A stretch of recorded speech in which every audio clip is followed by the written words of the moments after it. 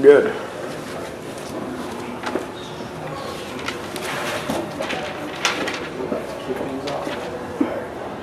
Yeah, that's a great question. What's the start off? Or I don't think you got that part.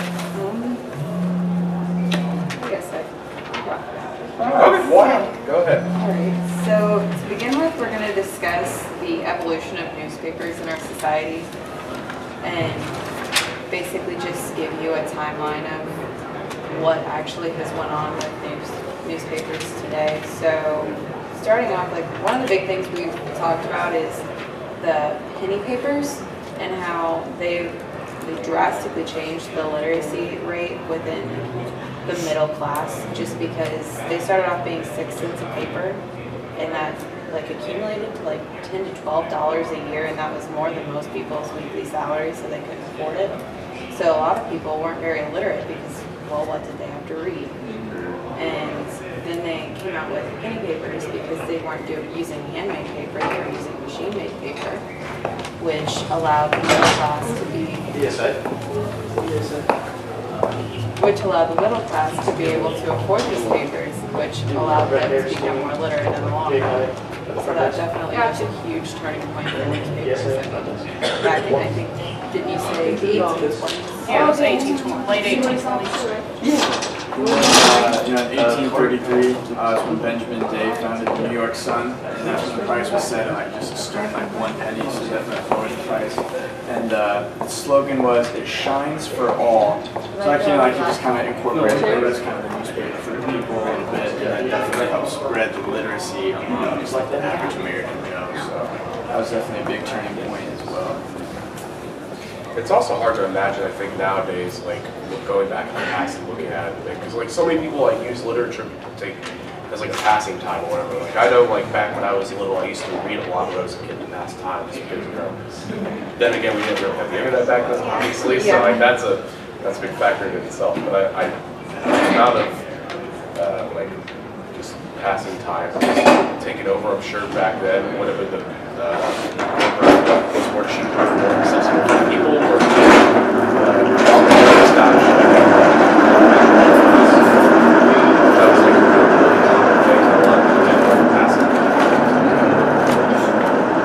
They're kind of saw like how it changed from this like leisurely activity. It's like how people got their news now, and like they find out about current events, local events, even like events on a national scale too. So it definitely started like spreading throughout the different areas of Yeah, so like basically if you didn't like buy a paper, you really didn't know what was going on.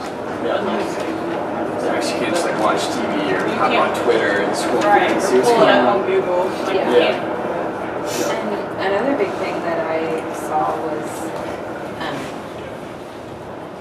it like definitely changed from when newspapers first came out. They were very opinionated, and it wasn't the non-biased, here's the news, here are the facts. It was definitely more opinionated, what the person writing about it thought, and that definitely changed a lot from, I mean, now it's, you can't have an opinion on just the plain news when you're presenting the news. You have to be totally unbiased when you are presenting that. I mean, most people aren't in a way. They try to persuade you very subliminally, but back then it was just, this is what we believe, and here are all these opinions. So that's definitely been a big change with newspapers, just like the content of them.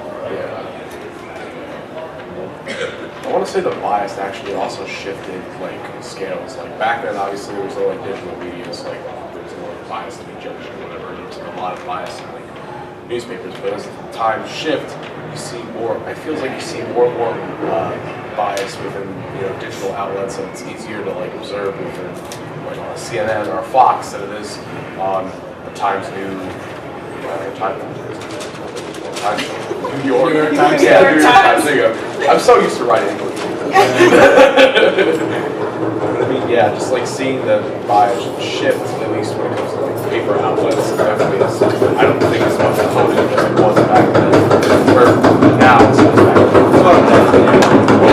I mean, today, you know, it's so anyone can get on a blog and like kind of say whatever they want and be as opinionated as they want. But back then, you know, there's a lot less outlets to express yourself. It's like you needed to be a lot more careful about what you said, because when you make sure you kept like your subscriptions and your viewers up, and make sure that people were still reading your stuff. Yeah, I mean, most people didn't know any other way than what they were being taught. presented. Yeah, exactly. exactly. In a small town, you got that one newspaper, and that was If you your could afford only it. outlet. Yeah. Right. Yeah, So, or read. like, that is the only option. So at that point in time, that was just, I mean, that's the way it was. Oh, You yeah. didn't know any of other opinions unless you sat and talked to somebody. Definitely been a Whereas- lot easier to like manipulate people. Yeah, I mean, now anybody can put anything out there and just toss themselves into the mix of opinions. I mean, Yeah. it's endless now, whereas back then it was, you got that one if you were lucky. Yeah, there's like different types of newspapers that like give different news too. Like I saw this post on Twitter and it was like one newspaper was saying how Donald Trump was doing something good, and one was saying how Donald Trump was doing something bad. So it's very different between the different newspapers. Yeah, and it's interesting now because definitely without, I mean, with the newspaper being like a leading forefront for like what we have now in the current age, definitely it started shifting as like just a small majority had like an actual voice, where it's like shifted now to where anybody can easily pick up a smartphone and learn how to use a social media to voice their opinion, rather being over the president, rather being over tragedies that are happening within the U.S. / like global media, which is insane to look back and see how far we've come as a nation, really. Right. Really, And I think the way we receive the information is very different. I mean, used to it was very paper-based. I mean, it was a physical copy of what you were reading, whereas now, I mean, some people still get newspapers, but it's far more common to just get the updates on your phone. And I mean, they've got apps to where you never actually have to have physical paper. Yeah, you get like It's just- email subscriptions or whatever the Yeah. case may be, yeah. Well, to bounce off of that, it said here in 2009, a number of daily newspapers closed and they just stopped publishing daily editions, all online, as of 2009. I mean, if you aren't online nowadays, you're obsolete. Right. I mean, even to that, you can like kind of tailor like the notifications that you'll get from specific apps and stuff. So I think it's kind of even narrowing a little bit, like what people, where it should be kind of expanding, you think, because they'd have access to like all this different stuff. Yeah. But I think people tend to choose like, oh yeah, like I'm left side or on the right side, so I'm only gonna read what I want to read. You know what I mean? So like instead of kind of broadening people's perspectives, I think actually having access to so many different like, channels and mediums, it's kind of actually narrowing a little bit because everyone's like, oh nope, I believe this. Hey, but I believe this. Well, you know, you stay over there, I'll stay over here. We'll be fine. So I think that's kind of an interesting like effect that it's had on how people, you know, get their stuff. So We're halfway there, guys. I know. We're at 7.5. I think another thing, moving away from newspapers, the presence of books in your life. I mean, growing up in elementary school, every book you had was a physical book. I mean, even up until I graduated, it was you had Yeah. physical books. Yeah. 90% Whereas remember. now it's all electronic. I mean, I've got, family who's in 5th grade and they don't even have a physical book. They get a laptop with all of the ebooks on it, and it's totally different from how Yeah. we grew All up. the It's- tests yeah, are it's- online, so it's a lot different. Like, I had to go to a library, my local like elementary library, if I wanted to look up a word and actually figure out what it meant. Now all I can do is just simply ask them, like saying, hey, what does X word mean? Or how do you spell this word? Like I always use spell check now, so I feel like a lot of our spelling as like the generations are going to be growing are going to fall dramatically weaker. And we're just going to be so reliant on technology to the point where we're going to use things like autocorrect and things like that. Words like technical uses, but like that, like red switches or whatever. So hey, there's a typo or whatever. Yeah, we're gonna see probably a lot more of that, a lot of like less spelling bees or anything like that we used to have as kids.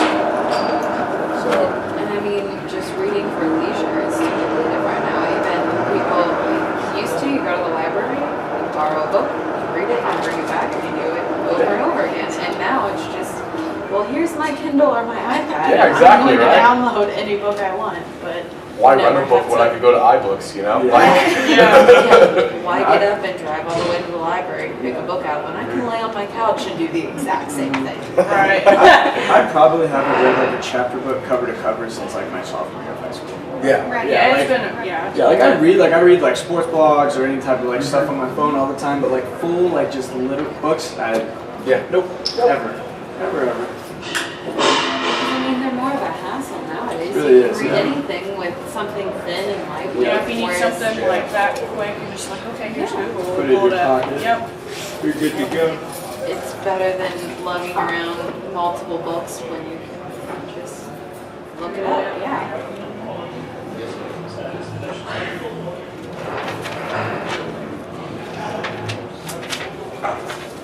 We're gonna touch base with the magazines now. Yeah, I mean, we can talk about it. Like, I mean, with the shift of like magazines, picture media as well, because like you see like a lot of like comics, for like magazine authors, you see like a catchy like image of like high media like in the digital age, was back when like magazines were like you were lucky enough to go with a newspaper company, let alone get a magazine business off the ground. So it's interesting to see, you know, I guess as more times shift, you see things like Keegan, you see things like Rolling Stone, you see things like Playboy, like just like booming in the industry. Not, and a lot of that is more or less for the art, at least in my opinion, at least not like the actual like, articles or whatever. You could also say the credibility established within magazines also, give or take, because of more pictures and visual effect, takes away credibility from like authors, publishers, from that aspect as well. So I mean, to me, it's an interesting shift to see how it's kind of, you know, what it's been. Personally, I think magazines are going to actually grow to even expand more into the future, and I think it's going to be a lot, like you're going to rarely see words in magazines anymore. It's going to be more or less turn into picture books.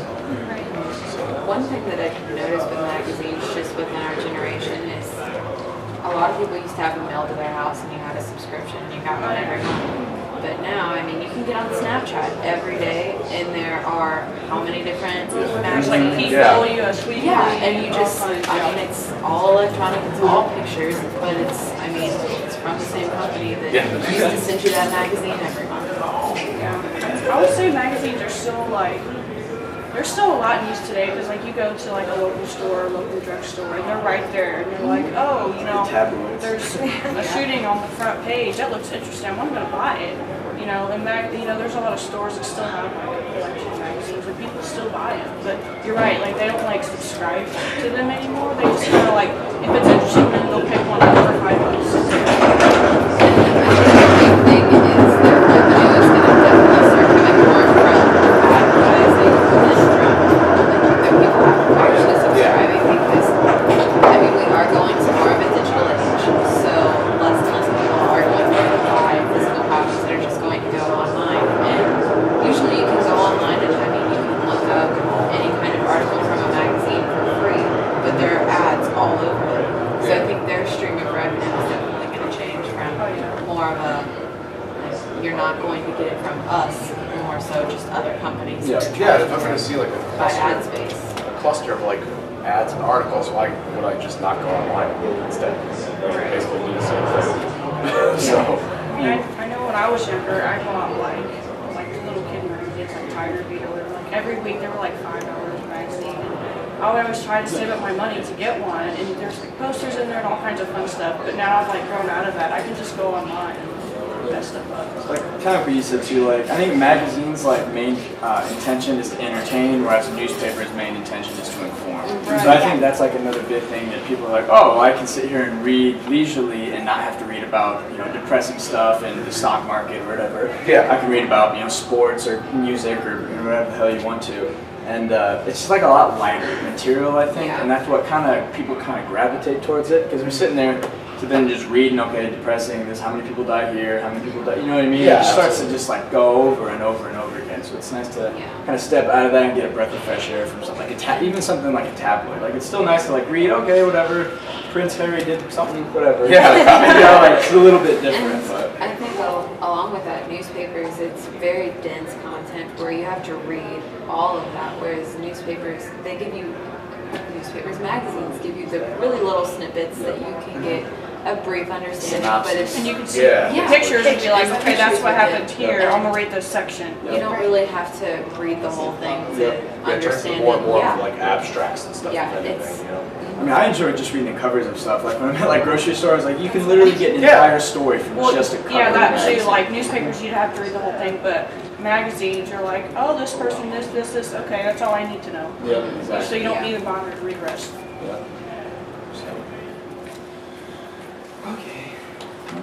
And I know something we discussed earlier to touch back on the topic of education is how it's being taught today. I mean, used to growing up in elementary school, you were taught cursive, you took tests on paper. I mean, like we said, you had physical books, and now you don't teach cursive in elementary schools anymore. You don't take any kind of test on Yeah, paper. ISTEP's not a It's- booklet yeah. test anymore. You ISTEP's take it on- all on the computer, online, and yeah. half the time it's even touchscreen, so you don't even have to click it and use a mouse. It's Yeah, insane. and I mean, they're definitely, I think they're going to suffer from not having that availability anymore.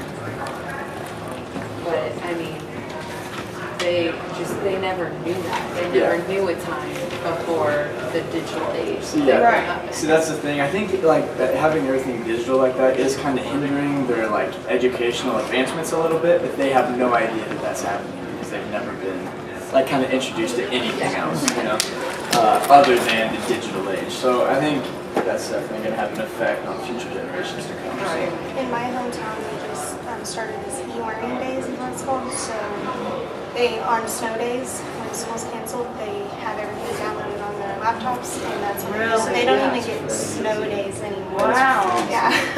Yeah. It's terrible. I mean, Right. even, I know around my hometown, even there are days that if there's teacher in service days, or if there's just something that, it doesn't have to necessarily be a snow day, but it can just be a regular day that they've scheduled to be an e-learning day. You can tell they're kind of testing it out to see if they can do that, like Guinea having pigs. students, have students go full-time e-learning, or at least do like half the week or every other Yeah. week. But you can definitely see that they're testing that. I bet that's going to happen within the next 10 years. It's definitely going to be a big thing that most schools are going to offer e-learning instead of having to actually go to classes.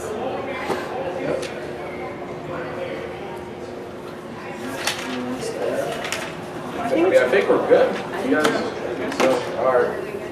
Yeah, we're good. All right, sweet.